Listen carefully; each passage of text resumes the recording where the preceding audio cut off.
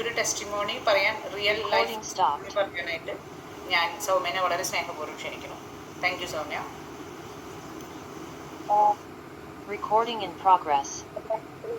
Respiratory ഇത് കണ്ടാക്കി ചാടി വീണതാണ്. ഞാൻ അതിന്റെ കണ്ടന്റ് അറിഞ്ഞിട്ടോ അല്ലെങ്കിൽ യൂസ് ചെയ്തതിന്റെ റിസൾട്ട് അറിഞ്ഞിട്ടല്ല. കാരണം കഴിഞ്ഞൊരു 35 കൊല്ലമായിട്ട് ആസ്മ ഭയങ്കര സിവിയർ ആയിട്ട് അലർജിക് ആസ്മയാണ് എൻ്റെ ഫേസ് ചെയ്തുകൊണ്ടിരിക്കുന്ന ആളാണ് ഞാൻ. എപ്പോഴും എന്തിൽ നിന്ന് എനിക്ക് വരികയെന്ന് പറയാൻ പറ്റില്ല. പ്രത്യേകിച്ച് എൻ്റെ ഫീൽഡ് പാർലർ ഫീൽഡ് ആയതുകൊണ്ട് എനിക്ക് ഒരുപാട് കെമിക്കൽസും ഫ്യൂംസും ഒക്കെ ആയിട്ട് ഡെയിലി എന്താ പറയാ കോണ്ടാക്റ്റുള്ള ആളാണ്.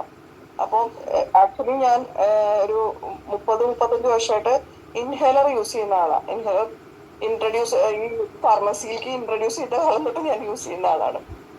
ദെൻ എന്റെ ഇപ്പൊ ഇൻഹേലർ നിൽക്കാതെ നെബുലൈസർ യൂസ് ചെയ്യാൻ തുടങ്ങി. അപ്പൊ വീട്ടിൽ ഒരെണ്ണം പാർലറിലോ 2 നെബുലൈസറാണ് വാങ്ങി വെച്ചിരിക്കുന്നത്. എപ്പോ ആണെങ്കിൽ വരാം. എവിടെയെങ്കിലും വർക്കിനൊക്കെ പോകുമ്പോൾ ഞാൻ നെബുലൈസർ കൈ പിടിച്ചിട്ടാണ് പോവുക.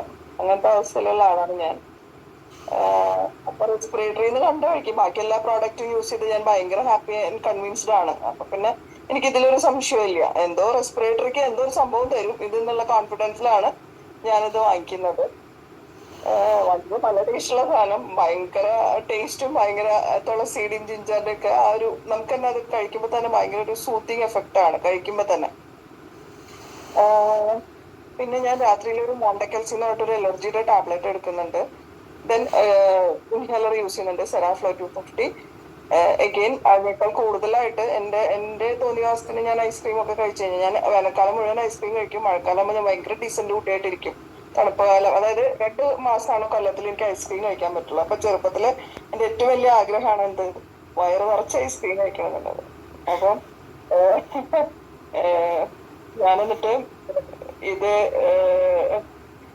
കഴിച്ചു 2 നേരം കഴിച്ചു തുടങ്ങിയിട്ട് ഞാനൊന്ന് പതുക്കെ ഇൻഹേലർ ഒന്ന് സ്റ്റോപ്പ് ചെയ്ത് നോക്കി. അപ്പൊ എനിക്കൊരു കുഴപ്പമില്ല. കാരണം എന്റെ റെസ്പിറേറ്ററി സിസ്റ്റം ക്ലിയർ ആയത് എനിക്ക് ഫീൽ ചെയ്യാം. കാരണം മൂക്ക് എപ്പോഴും അടയും, അല്ലെങ്കിൽ തുമ്മല് വരും. മൂക്കൊന്നും ഒരിക്കലും എന്റെ ക്ലിയർ ആയിട്ടില്ല. എപ്പോഴും അടഞ്ഞിട്ടാവും ഇരിക്കുന്നുണ്ടാവുക.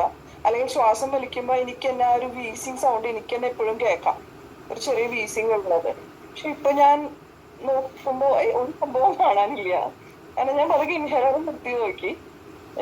ഒരു പ്രശ്നമില്ല എനിക്ക്. ഇന്നലെ എനിക്കൊരു റിസപ്ഷൻ ഉണ്ടായിരുന്നു. അവിടെ നിന്ന് ഗംഭീരമായിട്ട് ഐസ്ക്രീം കഴിച്ചു. സാധാരണ മഴക്കാലത്ത് ഞാൻ ഐസ്ക്രീമിന്റെ ഭാഗത്തേക്കേ പോയില്ല, കാരണം അത് കണ്ടു കഴിഞ്ഞാൽ ടെംപ്ടേഷൻ വരും. അപ്പൊ ഇന്നലെ ഗംഭീരമായിട്ട് ഐസ്ക്രീം കഴിച്ചു നോക്കി, ഒരു പ്രശ്നമില്ല. അപ്പൊ അതാണ് ടെസ്റ്റ്. എനിക്കപ്പൊ ധൈര്യമാണ്. അപ്പൊ ഞാൻ അച്ഛന് ആസ്മയുണ്ട്. അപ്പൊ ഞാൻ അടുത്ത ബോട്ടിൽ വാങ്ങിച്ചു വെച്ചിരിക്കുകയാണ് അച്ഛന് പരീക്ഷിക്കാൻ കൊടുക്കാൻ വേണ്ടിയിട്ട്. അപ്പൊ ഭയങ്കര ഹാപ്പിയാണ് ഞാൻ ഈ ഒരു പ്രോഡക്റ്റില്. കാരണം എന്റെ ബാഗില് നിങ്ങൾക്ക് എപ്പോഴെങ്കിലും എന്നെ കാണുകയാണെങ്കിൽ ആ ബാഗ് ഒന്ന് തരുമെന്ന് നോക്കി കഴിഞ്ഞാൽ അതില് ഇൻഹേലറും നെബുലൈസറിലും ഒഴിക്കാനുള്ള മരുന്നൊക്കെ എപ്പോഴും കൈ പിടിച്ച് പോണ ആളാണ് ഞാൻ. അപ്പൊ അത് ഒഴിവാക്കിയെടുക്കാന്ന് പറഞ്ഞു കഴിഞ്ഞാൽ വലിയൊരു കാര്യമാണ് എനിക്ക്. Thank you so much. Thank you Soumya. Such A wonder